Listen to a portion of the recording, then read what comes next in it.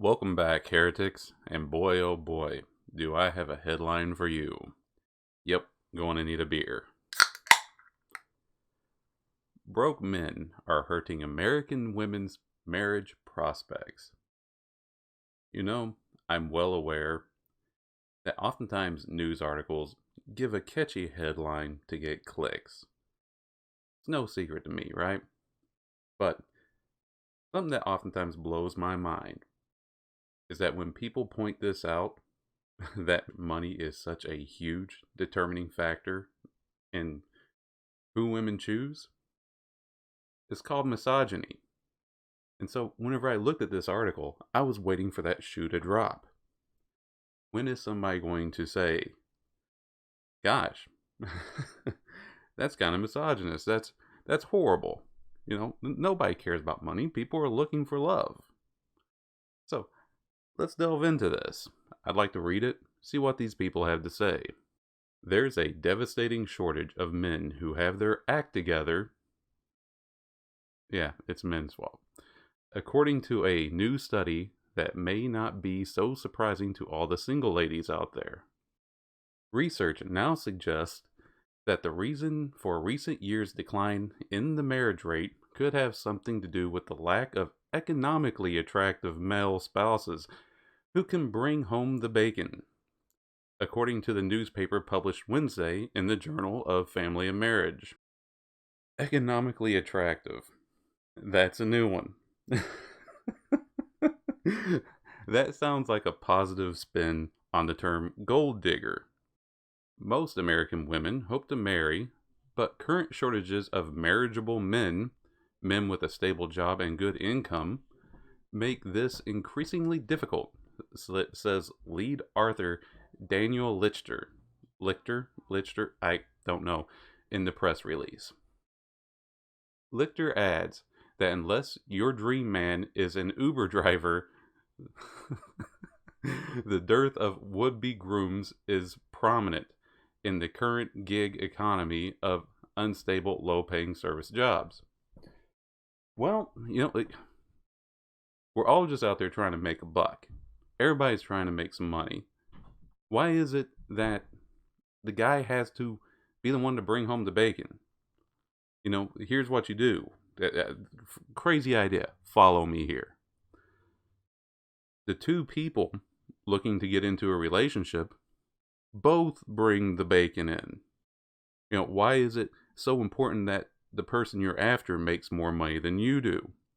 I know whenever I'm looking for somebody to get with, usually how much money they make is one of the last fucking things I think about. I'm usually thinking about, is this person physically attractive to me? Is this person kind to me? Is this the kind of person I can get along with for the rest of my life? Those already narrow the field big time. But then you're going to say, oh, and also they have to make $100K a year. Are you going to throw that in there in the mix as well? To investigate the man drought, researchers created profiles of potential husbands based on real husbands as logged in American Community Survey data.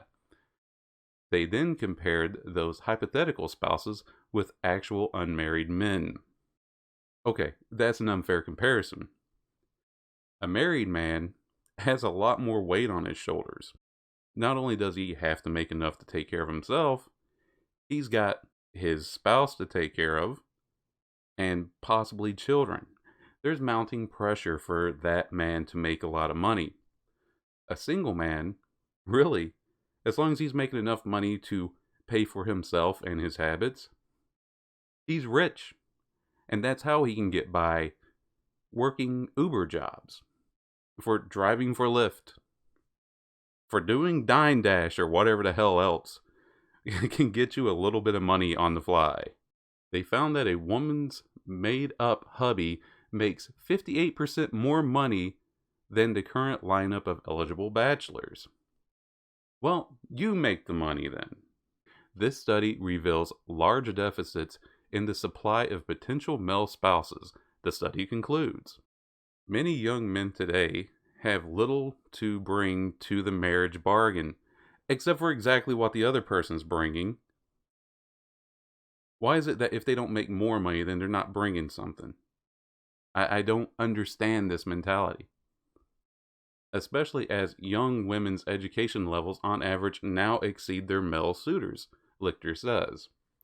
Yeah, yeah, yep. Women are being far more educated than men in the current generation. Some ladies are even starting to date down in order to score a forever partner. I love the way that date down is in red. Look at that. Look at that. You make less money than me, so I'm dating down. You know, fuck whatever else you bring to the table, good sir. Oh, you would make a good father. You you treat me right. You oh, fuck you, bring me money. That's what's being said here. Fuck you, bring me money. Jesus Christ. Some ladies are even starting to date down in order to score a forever partner. Man, and then this last line, this just seals it right here. Okay. And sure, there's the whole love factor. There's a whole love factor. You know, love, we'll consider love as part of it. You know, we love is a nice luxury to have. Love is like, you know, getting the piece of the birthday cake that has the rose on it. You know, it's nice to have, you know. And sure, there's the whole love factor in a marriage, but in the end, it's also a fundamentally an economic transaction, says Lichter. Jesus Christ. Men oftentimes get called shallow because they put so much weight on the physical attractiveness of a partner that they're looking for. Well, let's face it, a big part of any relationship is going to be sex. You better be attracted to the person on some level. And here's why here's why this is such a big factor. Why come I think a lot of men are choosing just to earn for themselves anymore is that, well, what's the difference between a man looking for physical attractiveness and a woman looking for a guy who makes more money than them? It's really quite simple.